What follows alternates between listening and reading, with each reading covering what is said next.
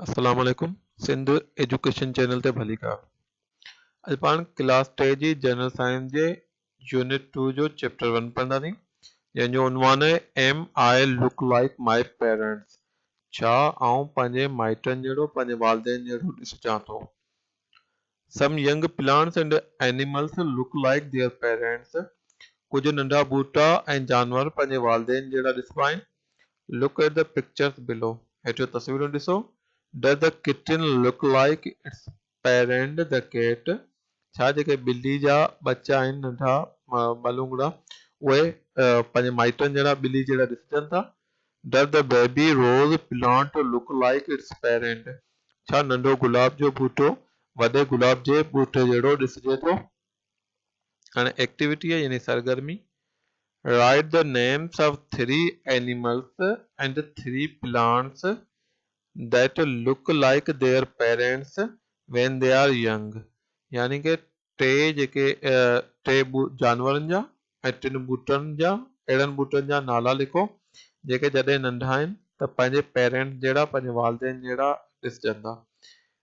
Animals इनमें हिकिड़ो ॿ टे हिनमें पाण खे एनिमल जा नाला लिखणा आहिनि। प्लांट्स हिकिड़ो ॿ टे प्लांट जा नाला लिखणा आहिनि। नेक्स्ट स्लाइड ते हलूं था उते नाला लिखियलु आहिनि। जेके 3 एनिमल आहिनि जेके जिन जा जेके ॿार आहिनि नंढा जेके उहे ऐं वॾा जेके हिननि जा माइट आहिनि उहे हिकु जहिड़ा ॾिसबा आहिनि। त हुन में जेको आहे उहो गोट ॿकरी अचो थी वञे, काओ गऊं आहे, बफेलो मेंह इहे आहिनि। इन खां सवाइ ॿिया बि काफ़ी मिसाल थी सघंदा पर पाण खे 3 लिखणा आहिनि त इहे जेके आहिनि मिसाल आहिनि जेके नंढा जेके हिननि जा ॿार हूंदा आहिनि उहे माइटनि जहिड़ा ई ॾिसबा आहिनि। उन खां पोइ 3 प्लांट जा नाला लिखणा आहिनि। राइस यानी चांवर, वीट कणिक, शुगर केन कमंद। त इहे 3 ॿूटा अहिड़ा आहिनि जेके नंढा और जेके ॿूटा हूंदा आहिनि हुननि जा उहे वॾनि ॿूटनि जहिड़ा ई हूंदा आहिनि। Some young plants and animals do not look like their parents। कुझु नंढा ॿूटा ऐं जानवर पंहिंजे माइटनि जहिड़ा पंहिंजे वालदेन जहिड़ा कोन ॾिसबा आहिनि। Look at the pictures below। हेठियूं तस्वीरूं ॾिसो। Does the caterpillar look like the butterfly?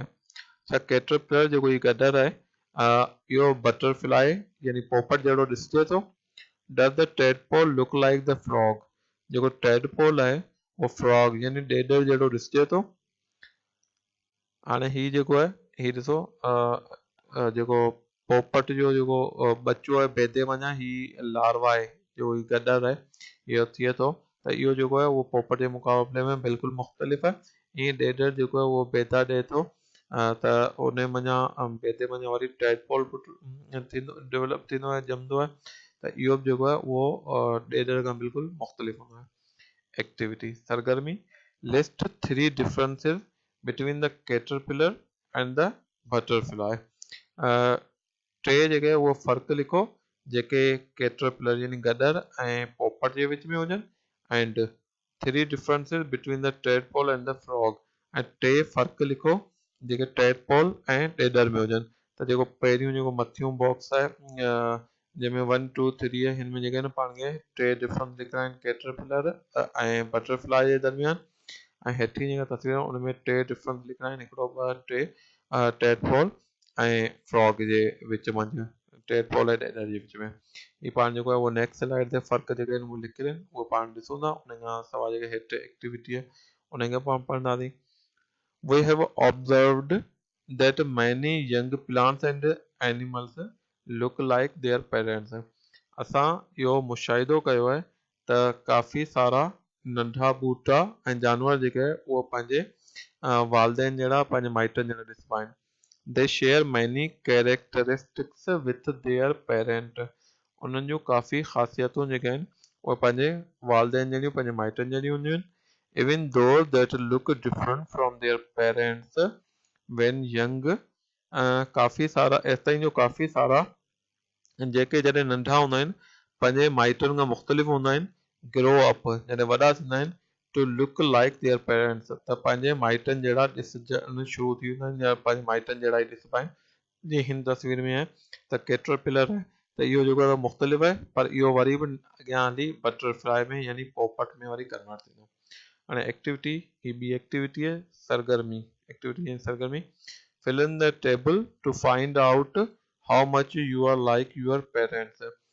Table जा जेके ही खाना आहिनि ही जेके बॉक्स आहिनि उहे भरियो ऐं ॾिसो त जेको आहे उहो तव्हीं केतिरा पंहिंजे माइटनि जहिड़ा आहियो। ठीक है, त हाणे हिन में फिज़िकल कैरेक्टर यानी ज़ाहिरी जेके जिस्मानी ख़ासियतूं आहिनि जेके जिस्मानी मुशाबत आहे उहा ॾिसणी आहे उन में कहिड़ियूं कहिड़ियूं अची थियूं वञनि। हाइट यानी कद अचो थो वञे, कलर ऑफ हेयर वारनि जो कलर अचो थो वञे, राइट हैंडेड लेफ्ट हैंडेड यानी साॼे हथ वारा आहियो या खाॿे हथ वारा, यानी तव्हांजो मेन हथ जेको मेन जेको कमु आहिनि ख़ासि कमु आहिनि उहो तव्हीं साॼे हथ सां कंदा आहियो या खाॿे हथ सां कंदा आहियो। जीअं लिखण जो कमु आहे, जेके राइट हैंडेड हूंदा आहिनि उहे साॼे हथ सां कंदा आहिनि, जेके लेफ्ट हैंडेड हूंदा आहिनि उहे लिखंदा खाॿे हथ सां आहिनि। ईअं जेको रांदि में बॉलिंग करणु या बैटिंग करणु आहे त उहो बि राइट हैंडेड जेके आहिनि उहे साॼे हथ सां कंदा आहिनि, लेफ्ट हैंडेड खाॿे हथ सां कंदा आहिनि। त हीअ जेको लेफ्ट हैंडेड राइट हैंडेड त तव्हीं छा आहियो, तव्हांजो माइट मदर छा आहे, तव्हांजो फादर छा आहे। कलर ऑफ आइज़ अखियुनि जो कलर, मुंहिंजो छा आहे, माई मदर माई फादर। त हीअ ॿई एक्टिविटीज़ आहिनि, इहे नेक्स्ट स्लाइड ते पाण हलूं था ॾिसूं था। अच्छा, टे डिफरेंट कैटरपिलर ऐं बटरफ्लाई जे विच में। Caterpillar do not have wings, ये कैटरपिलर हूंदा आहिनि उन्हनि में विंग्स कोन हूंदियूं आहिनि एंड बटरफ्लाई हैव विंग्स, ऐं जेके पोपट हूंदा आहिनि उन्हनि में विंग्स यानी पर जेके आहिनि उहे मौजूदु हूंदा आहिनि। Caterpillar have pro leg on abdomen, butterfly do not have pro legs. J caterpillar हूंदा आहिनि उन्हनि जे जेके पेट हूंदो आहे ऐं उन ते हेठि साइड ते हिकिड़ियूं प्रो लेग जो मतिलबु हूंदो आहे जेके एक्चुअल टंगूं न पर हिकिड़ियूं हल्कियूं जेके टंगूं थियनि मामूली जेके टंगूं थियनि और उहे जेके उन्हनि खे प्रो लेग चइबो आहे। त जेके कैटरपिलर हूंदा आहिनि उन्हनि ते प्रो लेग मौजूदु हूंदियूं आहिनि ऐं जेके बटरफ्लाई हूंदा आहिनि उन्हनि वटि इहे कोन हूंदियूं आहिनि। Caterpillar have simple antenna, butterfly have advance antenna. Antenna ही मौजूदु आहे, कैटरपिलर वटि इहा सिंपल हूंदी आहे, जेको बटरफ्लाई पोपट हूंदो आहे उन वटि एडवांस हूंदी आहे। हिन एंटीना जो कमु सिग्नल वठणु हूंदो आहे, हिन सां जेको आहे सेंस कंदा आहिनि, खाधो ॻोल्हींदा आहिनि या जेको आहे जेकॾहिं मेल आहे ही नर आहे त मादी जेको आहे उनखे बि ही पंहिंजे एंटीना जी मदद सां सर्च करे सघे थो। ऐं टेडपोल ऐं फ्रॉग जे विच में फ़र्क़ु, टेडपोल लैक लिम्स, जेको टेडपोल हूंदो आहे उन जूं जेके लिम्स यानी टंगूं या ॿाहूं उनखे लिम्स चइबो आहे, हिन में टंगूं हूंदियूं आहिनि। त हीअ जेके शुरू में पहिरियों स्टेज हूंदो आहे उनमें ही लिम्स जेको आहे हिननि में टेडपोल में कोन हूंदियूं आहिनि, फ्रॉग में लिम्स मौजूदु हूंदियूं आहिनि। Tadpole has a tail and frog do not have tail, जेको टेडपोल हूंदो आहे उनमें टेल यानी पुछ मौजूदु हूंदो आहे। हीअ पाणी में रहंदो आहे, हिनखे तरणो हूंदो आहे त हिन में पुछ मौजूदु हूंदो आहे। ऐं जेके फ्रॉग हूंदा आहिनि इनमें जंहिंमहिल वॾा ईंदा आहिनि त हिन में टेल कोन हूंदो आहे।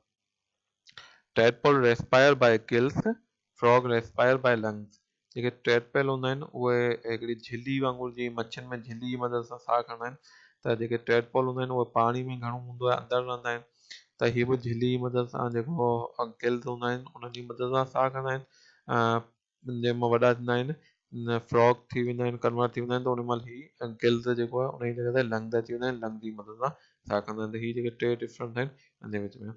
हाणे हेठि ॿी एक्टिविटी ते था हलूं, इन में फिज़िकल कैरेक्टरिस्टिक ऐं टे क्लास जे ॿार जे हिसाब सां हीअ आहे त टे क्लास जे ॿार जी जेका हाइट हूंदी उहा हिकिड़ी एवरेज लिखी आहे, हिन खां घटि बि थी सघे थी, हिन खां वधीक थी सघे थी, पर हिकिड़ी average 3 feet 9 inch, 3 foot 9 inch, यानी इहो हिकिड़े फुट में 12 इंच हूंदा आहिनि, त हीअ तक़रीबन पौणा 4 फुट जेको आहे हीअ कद। उन खां पोइ मदर जो जेको हाइट आहे उहा तक़रीबन 5 फुट खां वठी 5 फुट 4 इंच ताईं औरत जी जेका हाइट हूंदी आहे, कद हूंदो आहे, उहो मर्द जे मुक़ाबले में घटि हूंदो आहे। त हीअ जेको आहे उहो 5 फुट 2 इंच मतिलबु 5.25 फुट खां थोरो घटि, 5 फुट खां मथे 5 फुट 2 इंच माई मदर। ऐं हीअ पीउ जो मर्द जो कद हूंदो आहे उहो 5.5 फुट खां 6 फुट जे विच में, तक़रीबन 5.5 फुट खां पौणा 6 फुट ताईं जेके नॉर्मल हाइट जा जेके मेल हूंदा आहिनि, त हिकिड़ो एवरेज लिखियो आहे 5 feet 7 inch. Colour of hair, पाण वटि तक़रीबन जेका पॉपुलेशन आहे हुन में जेको वारनि जो कलर हूंदो आहे उहो ब्लैक ई हूंदो आहे, सवाइ जेके पठान आहिनि वग़ैरह आहिनि उन्हनि में, या ॿी सूरत जेके पोड़ा थी वेंदा आहिनि उन्हनि में जेका काराण ख़तमु थी वेंदी आहे, अछा वार थी वेंदा आहिनि, त जेका घणी पॉपुलेशन आहे उन में कारा वार ई हूंदा आहिनि, त कलर ऑफ हेयर ब्लैक ई लिखियो आहे। उन खां पोइ राइट हैंडेड, पाण वटि अक्सरियत जेका आहे उहा राइट हैंडेड आहे, तंहिं करे राइट हैंडेड ई लिखियो आहे। जेकॾहिं मुख़्तलिफ़ आहे त हिन में तव्हां लेफ्ट हैंडेड करे सघो था। उहो ॿार ते आहे त जेके लेफ्ट हैंडेड थी सघे थो, राइट हैंडेड थी सघे थो, पर हिते घणी पॉपुलेशन जेका आहे उहा राइट हैंडेड आहे। तंहिं करे जेके ख़ाल आहिनि उन्हनि में राइट हैंडेड लिखियो आहे। कलर ऑफ आइज़ पाण वटि जेका अक्सर पॉपुलेशन आहे उन में जेको आई जो कलर आहे, अखि जो कलर आहे उहो ब्लैक ई हूंदो आहे, कारो हूंदो आहे। उन खां सवाइ जेके पठान वग़ैरह आहिनि उन्हनि में गोल्डन टाइप या जेके शेरियूं अखियूं चवंदा आहियूं उहे हूंदियूं आहिनि। न त पाण वटि जेका घणी पॉपुलेशन आहे उन में कारियूं अखियूं हूंदियूं आहिनि। जेकॾहिं कंहिंजूं आहिनि त तव्हां उन में गोल्डन कलर वग़ैरह या ॿियो कुझु कलर आहे उहो भरे सघो था। अक्सर जेका पॉपुलेशन आहे उहा ब्लैक आहे, तंहिं करे हिन में ब्लैक ई फिल कयो आहे। अल्लाह हाफ़िज़। वधीक वीडियोस ॾिसण जे लाइ सिंध एजुकेशन चैनल ज़रूरु सब्सक्राइब कंदा। महिरबानी।